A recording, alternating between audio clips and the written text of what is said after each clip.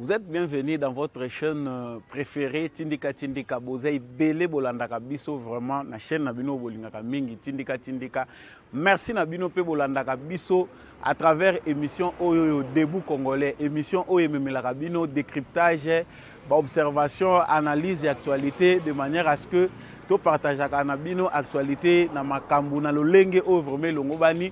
Tu veux actualité congolaise ezalaka vraiment na complexité za na ba makambo ebele ezalaka na kati. Mais à travers émission oyo bozwaka ba observation na biso to partageaka ngona bino. Merci Papi Kelly, merci na mwana mboka Rifé Kisombe o bazo sala ki émission oyo ekomelaka bino na bitando na bino. Merci vraiment na bato nyonso bazolanda biso na Europe, na Amérique, Afrique, Congo ici précisément. Ozana Lolaba, Ozana Kinshasa, Ozana Est à Congo, Ozana Bas Congo. Vraiment, je suis de cœur avec vous. Nous sommes tous Congolais. Vous continuez toujours à s'abonner massivement à la chaîne Oyo. P. Vous continuez à landa banalise à Malonga. Lelo tozolo bela nini. Tozolo bela marche à la Mouka. Marche à la Mouka. Mais na anglo batunyo so bazolo bela ngote. Il faut lelo totala immaturité ya mutu Oyo azomi benga politicien opposant ou bien résistant politique. La personne de Martin Fayulu. Parce qu'on parle bien de lui. Lelo marche salemaki. Marche Salamaki na Kinshasa et Lakisi Makambo Ebele. Alors nous allons essayer de décrypter avec vous où est l'actualité, il y a l'élo autour il y a marche, il y a la Mouka, ndengeni nezalaki organisé, ndengeni ni autorité baboyaki. Pourquoi Martin Fayulu a insisté? Qu'est-ce qu'il a reçu na marche ndenga à Santeta ki ndenga yaki kobima wana. Tokoye bango tout au long de l'émission Oyo. Les bonus ezali deuxième point tokolobela makambo ya Eteni Longondo, ancien ministre, ex-ministre ya santé. Azala qui libéré provisoirement. Mais ça li tolé, il y a des protestations pour na bateau ba musu bazo kanisa ki équilibre, il fait ça à travers arrestation il y a des membres, il y a famille politique, il y a président de la République. Tout au long de cette émission, nous allons essayer d'éclaircir ba horizon, ba zone d'ombre ya bande ko musu toyeba qu'est-ce qui se passe réellement. Eteni Longondo aza libéré ou bien aza quitté. Vraiment, tout au long de l'émission. Soyez vraiment accrochés. Gardez-vous bien, tenez-vous bien pour toujours décoller Kalaté. Le premier élément important ici, Bomoni qui dans cette émission, est allé à côté, c'est pour vous montrer la température qui était aujourd'hui à Kinshasa. Finalement, qu'est-ce qui pouvait arriver? Martin Fayulu a préparé qui marche pour le 15 septembre. Ndenge Bissonyon Sotoyebaki. Cette marche-là a été refusée par le gouverneur de la ville, Gentini Ngobila. Gentini Ngobila Lobaki, Liboso, pour la raison Covid-19, il n'y a pas question, il faut, et ça l'a reporté. Mais Martin Fayulu a tenu qui parole na lobby, bango ba ko marcher kaka le 15 septembre. Na bino batu bolanda biso boyebi to lobelaki likambo marche oyo avant même que eya koleka. To lobaki que l'objectif oyo organisateur a marché au bazanango ezali vraiment te oyo eza na kati na bango pona bango balobi bazali ko marcher pona ko boya politisation aseni bazali ko marcher au seni ezala malamu ba élection et ça les mana délai constitutionnel et tout ce qu'ils ont évoqué. Nous avons essayé de vous dire l'autre fois que mingi ndeko wana ndeko Martin Fayulu Madidi souci na bango ezali ya ko satirer média. Tolobaki yango que actualité politique lelo eza vraiment jonché na ba réalité belé. Félix Tshisekedi au pouvoir, que ça soit l'opposition, que ça soit la manière de faire la politique et kozala ndenge moko tenande bato basali la kiango lobby. Martin Fayulu va comprendre que baza devant ba difficulté ya ba paradigme pour na bato balobaka français. Vision Félix Ayenango. Na méthode na ye ya ko gérer mboka. Ils ont permettre que bactère politique va continuer kotambola na manière oyoyo babanda kotambola lobby.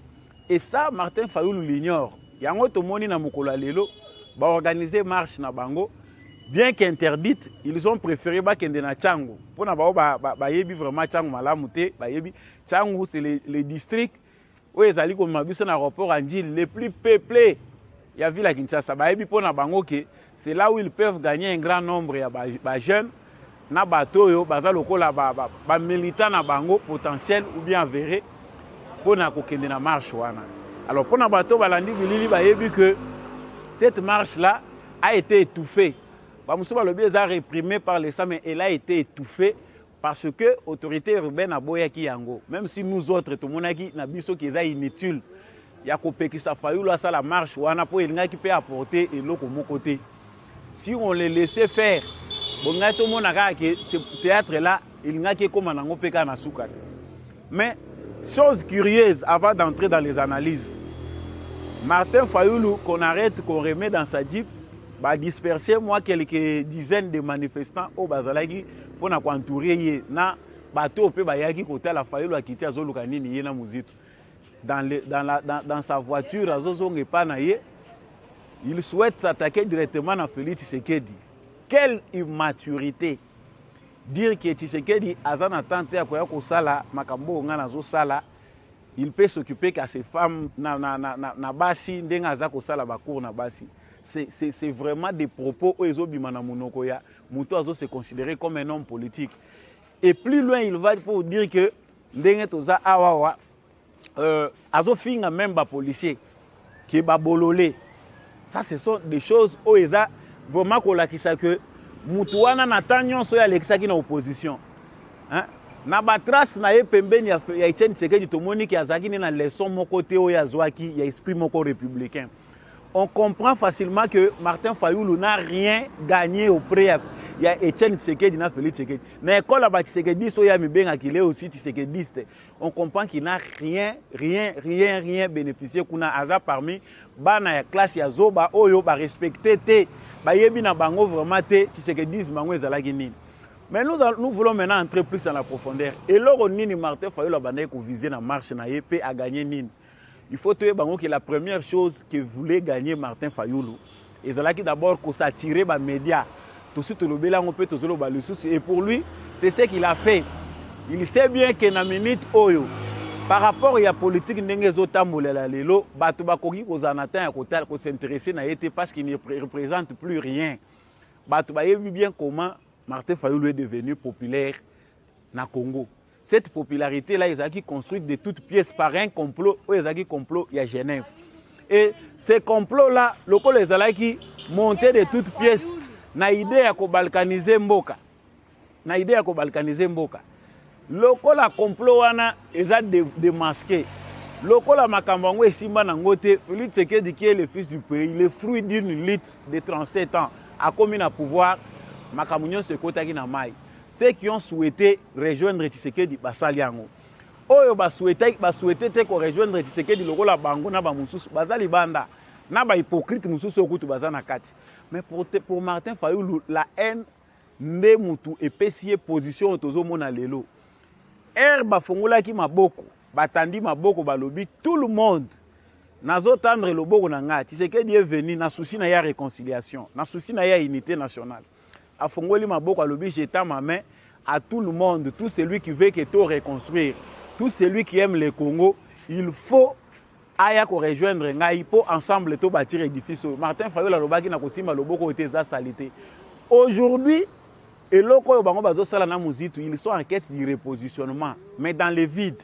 Pourquoi dans le vide? Parce que la réalité à l'élo Félix Tshisekedi président de la République a to sali na yo chantage banda tongo tipo quoi, muto ko s'intéresser na yo azate.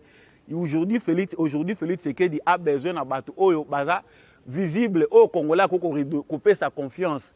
Et ce qui est totalement malamu komona que ba nouveaux acteurs bazana kati ya kokota na scène. La politique du Congo est en train de changer petit à petit. Pendant que Martin Fayoulou est en train de se distraire, tala bande ko PPRD na batu mususu ensemble ya Katouba va comprendre que les marches ne vont amener les gens nulle part. Tshisekedi azotika bango na distraction et le train est en train de décoller. Olandi ndekombo sokuna lobi ke biso tozana problème te. Musala na biso na niveau ya parlement, na assemblée nationale ezali a ko entériner décision oyoyo ya ba confession religieuse, la majorité ceux qui ont entériné ngo les trains d'école et kuna na niveau ya gouvernement. On a déjà mis en place une politique où ko sala que d'ici fin ya katikati ya année prochaine électeurs congolais ba kozwa ba carte na bango d'électeurs. Et côté de Kokendetito comme en 2023, les Congolais auront leur pièce d'identité. Si on Ndeko Fayoulou pour lui, Il pense qu'en faisant du bruit na balabala, des politiques yango wana, qui va vous appeler? Parce que politique a l'élo exaté. Tu sais qu'il a fait 37 ans à l'IT. Il dépêche à ça la marche na balabala tongo midi pourquoi ba futa ka mutute. Et toutes ces marches là, il faut qu'on chasse le régime, qu'on chasse le système. Ce système là, tozolo bayango toza ko enterrer avec Joseph Kabila. Nous sommes en train de déboulonner partout dans tozo sala. Bato va comprendre que le paradigme est changé, politique et ça les malsou bongo te ba moina bango que force coûte au subsistance ya makashi ba na ko sala opposition. Yangwana IDPS akena ngona pouvoir. Lelo yo sali na le lokote o formé na yo militante, parti politique no paye banaki na ngote. Kaka likolo ya complot ya Genève, toi tu penses maintenant que okoki malamoko ko remplacer Etienne Tshisekedi dans l'opposition. Ça s'apparente à des ambitions démesurées ou ezana ngona tina mon côté. Donc ndeko Fayulu place Azali. Et là, il faut apprendre les alliés que si réellement l'objectif était de devenir opposant pour conquérir le pouvoir, le chemin est encore très long. Mais moi, je pense que ce combat-là, il ne devait pas le faire face à Félix Tshisekedi. Parce que quand il a bangé, Félix Tshisekedi est attentif à la critique. Si on critique, on a une réponse positive. Et puis, il est quelqu'un qui a concédé, a fait sa concession. La seule concession au Tshisekedi akoki kopesa te ezali yake ozosala ba aventure na yo na balabala otie makelele ofingi Tshisekedi abenga yo po apesa au poste wana il faut to enterrer ngona Joseph Kabila. Fayulu na Muzitu, si on comprend bien, leur marche tourne autour ya ba désirata na bango moko. Pour makambo etali ba élection, tout le monde comprend ici que blocage ezali na niveau ba confession religieuse par rapport à choix ya Kadima ba mususu ba lobi comme ça. Ce n'est pas la marche qui peut résoudre ça. Ce qu'on a dit, le président Félix Tshisekedi a une longueur d'avance. Bino bozo critiqué, boche makele le Libanda. Non, pour nous les élections doivent se passer dans de meilleures conditions. Tshisekedi veut se choisir. Mais au moment où c'est a politique, bati que la biso seni et la diriger na batu oyo bazali na obédience ya Fayulu na Union européenne. Ça dit biso tozwa seni toka bela batu ya Union européenne na Fayulu ba diriger biso ba ya ko imposer biso ba élection. C'est facile à comprendre que ici c'est un échec. Comme Fayulu a compris qu'il a échoué et que le jeu est en train de changer. Mais vona mekana nous kosa la chantage na mona soki ba ko benganga. Lelo mobiliser na Kinshasa c'est facilité. So même na bandu oyo Fayulu azolo bazar ressortissant parce que biso ba musu tozo croire na ngote. Aujourd'hui, il est difficile à retracer l'origine de la nationalité. On a vraiment du mal. Pour ceux qui pensent que même lui aussi a un problème, risque d'ali mounene ya M. Fayulu à assimiler n'abé étranger. Pourquoi? Aujourd'hui, à cause de la mauvaise foi, à cause de la haine, M. Fayulu est en train de servir il y a FCC, il y a Bazali Banda Union Sacrée, na ensemble à Moïse Katumbi. Parce que eux, du moins, ont compris. Bah, comprendre que ça n'a pas manifestation, il faut créer l'insécurité. Et là, Fayulu joue ce rôle-là. Il y a Batu, il y a Kabila, Batu, il y a Katumbi, bah, créer l'insécurité dans la ville de Kinshasa et ailleurs. Comment? On a fait un bouclage avant manifestation, il y a Fayulu, il y a la 15. Pourquoi il a Akangami na Mukolo les 15? À Sal, Basi va préparer que avec ces jeunes gens-là, il se préparer dans différents endroits pour créer Babiloko Oyoyo et pour créer une sécurité. Et puis maloko la guerre civile, Batwazo Bomana Bango na Bango et va interpeller ces pays. Mais papa, atabiso batozo tanga na classe. Bato bazo tanga vraiment bakendaka bazo sala ba étude, les gens qui se disent lettrés na Congo. Ndeni ni mayele ya bato ko koma ka mukuse. Ces pays ezali cour pénal international. Comment la CPI peut se charger na makambu ya batu? Marche moko na kati ya mboka moko oyo basignon en matière ya respect ya ba droits de l'homme eza positif. Ces pays bino bozo kende ko saisir ye non tozo organiser marche. On doit saisir les autorités de la ville ou bien on saisit la CPI. Yango monaki bazwa ki suite de non recevoir parce que bazo ye ko la ndenge nini basala ka diplomatie tout en étant opposant. Donc ici on a bien compris.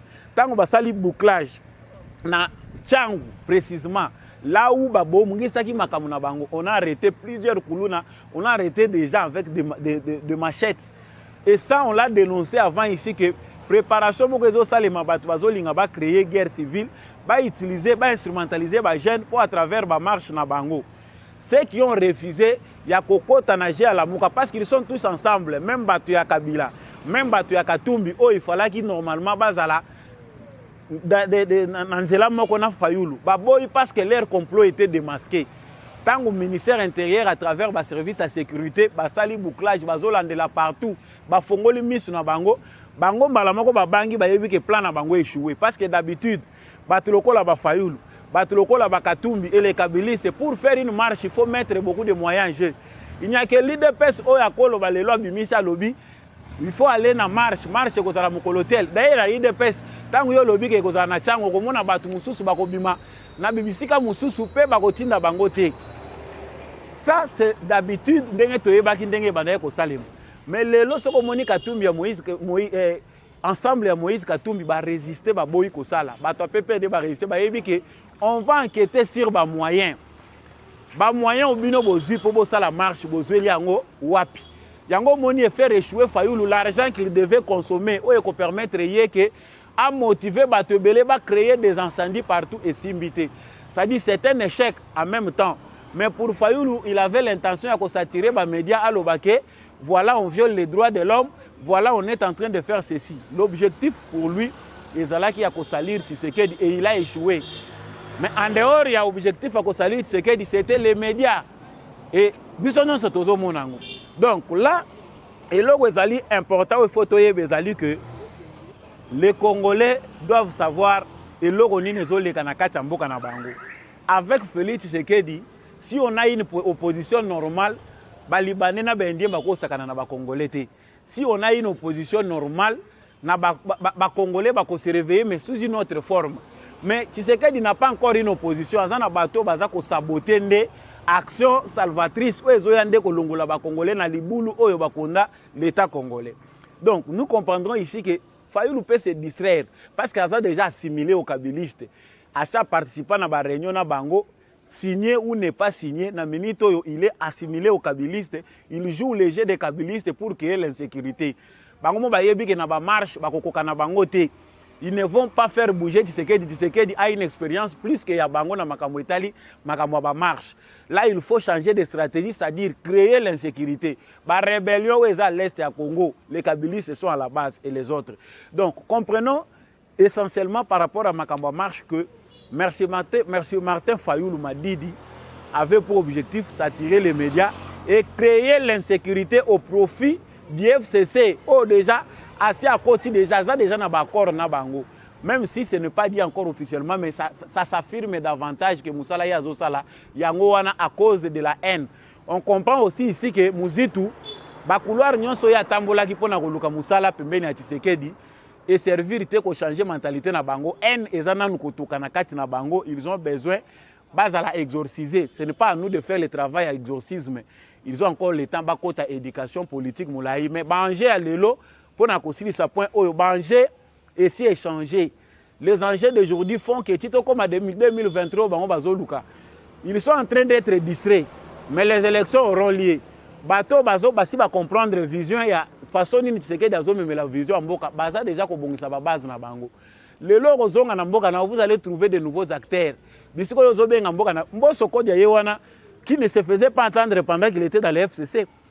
Ayokana atikala ko yokana boyete. Mais pour mona que Félix Tshisekedi ce qui a tient le boko aux accepté par la majorité des Congolais. Mboso est accepté majoritairement na kan luka bisika Fayola kenda ko tila makelele. Et là-bas, c'est déjà la politique qui se décide. Il y a côté de qui est liboso. Mais ce matin, Fayoulou pense qu'en cherchant à distraire les gens, dans un moment où il va s'intéresser, ça c'est une distraction et tu sais qu'il y a un côté. Donc, les Congolais peuvent vaquer à leurs occupations. Les 17 c'est toujours les mêmes aventures. S'ils peuvent encore avoir le courage à Kobima. Et ça, le théâtre, tout le monde est là. Oh non, brutalité policière, bazako simba ba journaliste. Dans tous les pays du monde, lorsque la police intervient pour na manifestant, na ba acte moko songolo pakala, ezalaka kaka. Ba bavure policière ezalaka nango. Mais ils inventent ba bavure ya lokuta pour na se victimiser. jusqu'à kobima immature, ya kobimisa biloko eza dignité na homme politique. Je pense que ici, bateau baza normaux. Les Congolais qui savent analyser côté Fayoula Outaki, côté Benvanta, qui est côté Tokomi, ils ont déjà leur décision. Oubliez ce monsieur, il a besoin à ça l'actualité chaque fois pour Zongaka. Mais nous pensons que le processus d'enterrement na bango déjà c'est salami. Yango ezana kacha ko salima na ba province ebele. Nous avons besoin de nouveaux acteurs politiques au bazo comprendre Angers à Lelo. Angers à Lelo et lobby. Ba politicien ya sika ba jeune o baza na capacité ya ko incarner vision Tshisekedi ya nango vision moko ya ko rajeunir classe politique ya ko moraliser espace politique ezali vision te ya batu lokola ba fayulu bazo finga ba policier ba bololé yo ko ya ko prêcher ba congolais nini en termes ya civisme et puis partant au politique comme nango nini engagement citoyen. Quelle est la citoyenneté? Citoyen lelo yozote abiso ezali ya kofinga ka baninga ba bololé bazo sala musala na bango ya ko encadrer ba manifestants ya ko s'attaquer na Tshisekedi na makambo yo ezanga na ba preuve. On comprend aujourd'hui que l'immaturité yango vraiment comme signe de kona biso na niveau azali wana. Donc ce que ezalaki moi makelelo te mais ça ne devait pas faire l'actualité. Mais comme ils ont besoin de se distraire, nous faisons comprendre au peuple congolais que Toti Kabango basa la distraction, le train a déjà commencé à marcher. Les vraies élections que ça le mana Congo, recensement que ça le mana Congo, c'est une fierté. Donc on a carte d'identité avant de voter cette fois-ci. Donc au moins M. Fayoulou sait que Makele la zone congolais déjà s'azui par naïe. Donc nous nous arrêtons à point où on a point ami balé zali était ni longondo. C'est un point bonus. Batu balobi était ni longondo. Aza libéré. Pour n'avoir mon souci déjà, bah comme kolobake, eza aza quitté, ezali farce, musala IGF ezali ko kanga bato aka moko ko épargner bato aka mususu, makelele esale mingi. Donc on comprend que pendant que certains travaillent, les autres font le travail, il y a qu'à diaboliser. Mais allons dans les faits. Procédure judiciaire et lobbying. Matata pone yewana za were bato ba lobby que non c'est normal que azala na liberté provisoire ba mususu to condamna ki angwa plusieurs fois matata ponyo interpellé et relâché pona ba yebise ke to ya kolanda yo to ko benga yo lisusu poto interpeller to yeba to ko tuna yo soki mituna musu ezali mais laisse-nous encore le temps de travail. Plusieurs fois matata bazo benga na justice bazo zongisa azana liberté provisoire. Mais est-ce que tu as bénéficié de la liberté provisoire wana? Est-ce que azali pété na présomption ya innocence? Parce que loi et lobby, tant que nous avons jugé et condamné, aza présumé innocent, c'est bien dit dans la loi. Et tel longondo na rigueur ya juge ou ya ayoka qui est attaqué na polo kwa sali 2 semaines et 1 jour, ce qui est 15 jours. Nous ne pouvons pas se faire justice. Nous ne parlons pas pour nous soutenir qui que ce soit ou quoi que ce soit. Biso toyebi que indice à culpabilité, visible ou pas visible, c'est ceux qui ont la responsabilité à établir ba fait, peut couper sa biso vérité et zali justice. Justice est jugé bon pour répondre à la libération conditionnelle oyo, mais c'est l'été Nilongondo, ex-ministre, il y a santé à Sengaki. Il avait introduit à travers ses avocats liberté provisoire, c'est liberté provisoire. Lorsqu'on a dit liberté provisoire, cela ne veut pas dire qu'il a quitté, il y aura un procès. Ceux qui sont congolais, qui sont à la télévisée, ou bien ceux qui sont à la télévisée, on va faire un procès pour mettre la lumière sur ça. Mais ceux qui diabolisent, basé élément wana, local sujet na bango, il y a qu'à diaboliser nango, IGF na président de la République, soit disant, bazo kanga bato akamoko, bazo kanga bato akamususute. Mais ceux qui te lobby vraiment musalo et salé manandenga malamu. IGF il faut abandonner banane. Ceux qui balobi kanga bato nyonso va travailler avec Joseph Kabila. Parce que ceux qui ont un ordre de priorité par rapport à la justice, les Congolais vont réclamer. Tout le monde Kabila, oh, va gérer, même 15 ans, après 10 ans, total 18 ans, total la gestion na bango, total la audit, total la nani ya kotika la mboko ya koti bolo côté. C'est ce qui s'appelle mauvaise foi ya bandoki oyo balingite musala o IGF azo sala. Eteni Longondo, personne ne dit que pour nangai, moi je ne pense pas que ndenge Eteni Longondo azo tambola na makamunaye, il est déjà quitté. Non. Attendons voir les enquêtes et la lumière que va nous donner la justice. on lui a laissé parce qu'ils ont représenté peut-être danger, selon procédure à justice, ceux qui ont une liberté provisoire et qui ont représenté danger, Monique a koki manaïté, la mesure à contrôler, on doit lui donner sa liberté. Et pour le reste, nous faisons confiance à la justice. Justice, c'est ça la moussala nango. Batu oyo bazo comprendre pendant qu'on fait du travail pour te remettre le Congo dans les rails, Congo et Zonga État, il y a des autres qui s'activent pour détruire moussala ou ezako salema. Bato bazo benga mabandoki angwana, même si les autres personnes ne veulent pas accepter ça. Batu moussou bazo benga mabandoki parce que pendant qu'on est en train de faire du bon travail, il y a des gens qui vont même appuyer le régime sanguinaire. Donc, yo, pour aucun équilibre, il y a qu'au juger Bakso à Tshisekedi. Tshisekedi n'est pas Dieu. Même Dieu qui a créé le monde, il a eu à être contredit par Satan, Lucifer, l'ange qui lui-même a créé. À contredire Nzambe. Si vous n'aimez pas Tshisekedi, c'est normal. Mais il faut avoir des arguments où ils sont convaincants et non des arguments basés sur la haine et la destruction. Nous avons besoin que les Congolais, ceux qui critiquent dans le bon sens pour construire un mboka na biso.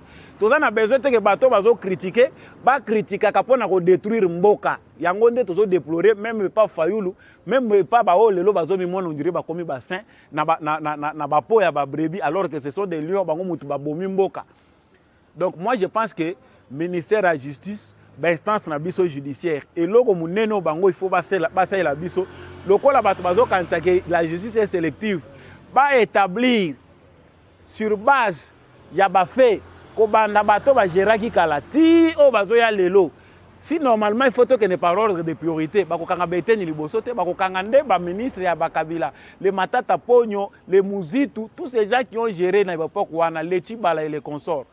Donc Congolais, comprenons que nous avons une catégorie des individus oyo baza animés par la force du mal. Pour na bango le Congo ne peut pas décoller sans val na bango. Basi ba mesana qui déjà dans système au bango bandai ko lela. Aujourd'hui, le ko la mutu moko ya bonne volonté aye pour faire décoller les choses, il faut mutu wana ba combattre. Mais on pense que ba Congolais oyo bazo comprendre makambo na sens ya changement, to ko changer mentalité nzela moko.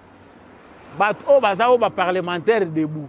Ou soit-disant militants de partis politiques, ou soit-disant ressortissants des ministres, on nommé as ministre Yemoko, a gagné Mbongo, l'argent direct, les intérêts directs, c'est sa famille, Moutubazo Liango. Il est ministre d'État, il est redevable à tous les citoyens congolais, pas les citoyens d'une province. Tu évites nous saluons la décision de la justice pour l'acquittement ya Kingandi, Aïbagi na été. Toi, tu as des preuves qu'Aïbagi te. Il faut éviter que les partisans soient aveugles, nous condamnons tout. Qu'il soit de quel camp, tant que nous comprendre les réalités et dans un état de droit, nous les condamnons. Bato bazo s'attendre que ceux qui bakangi mutu parce que le ministre wana yo ozo soutenir azana obédience na yo, il faut que bimako ko ça la marche pour na côté de la justice. Boye bango boza sous na place te na Congo oyo. Considérez-vous comme des malades, il faut être soigné. Tous on a besoin de mentalité changer. Pour que les mentalités changent, il faut que les Congolais comprendre que le pays a besoin, il y a port, il y a moutou na moutou. Je pense que, chers internautes, fidèles téléspectateurs, vraiment émission de Debout Congolais, continuez vraiment à vous abonner massivement à la quantité numéro et ceux qui wana. Et là, c'est important, c'est de changer la mentalité pour le développement. Le développement, c'est un état d'esprit. Si vous avez un changement, vous avez continuons à aider les chefs de l'État positivement. Ceux qui critiquent, vous pouvez aussi critiquer positivement pour l'intérêt du pays. Merci Nabino Bolandinga de partout. Continuez vraiment à nous soutenir pour l'émission qui nous combat toujours les bossos. Et quant à moi, je dis merci à l'équipe technique qui accompagne Biso, Biou, na Mike, Obazaki na technique. Bye et prochainement.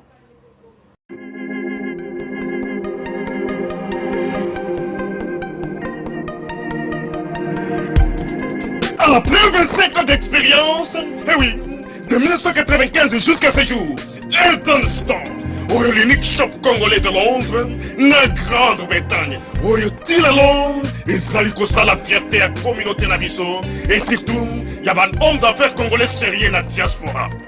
Oh yes. C'est créé Eltonston et Zali Kakamoko, le sérieux. À quel na service kitoko na ba client na ye. Avec ma produit na ye, où ya première classe, ya qualité supérieure. Oh yonde ma bomba mi a Eden Store. Oh yes, mon client bimbe yeba. Ma maman ya Londres va confirmer. Eden Store, c'est le berceau des produits cosmétiques. Ya solo produits originaux. Et yes, les alipes perso ya produits alimentaires, naturels et organiques. Au travers de nos produits cosmétiques, Eden Store détient le secret. Secret ya solo, où ya poso ya maman moi c'est qui toko. Poso ya moi so penza basali kolula. Poso ya moi so mobala kotala ya lembate. Poso soko tamboli masanga sima. Eh oui, yango ne ba produit zo tekama na kati Eden Store. Na ba produit alimentaire, où ya Eden Store, yango de secret ya cuisine ya maman congolaise. Eh oui, nyonso ko se pensa mobali na yo ezali. Pondu, matembele, ngai, ndole, fumbwa, ndunda, bilembwe, oyo nyonso penza, oyo kobonga pona cuisine na ezali. Oh yes. Olingi mobali na yo asepela na yo libela na libela. Olingi mobali na yo atalaka yo lokola mwasi azali kolula sika. Oh yes, olingi mobali na asisa biloko nyonso otielaka ye na mesa. Secret ezali kaka moko. Eden Store.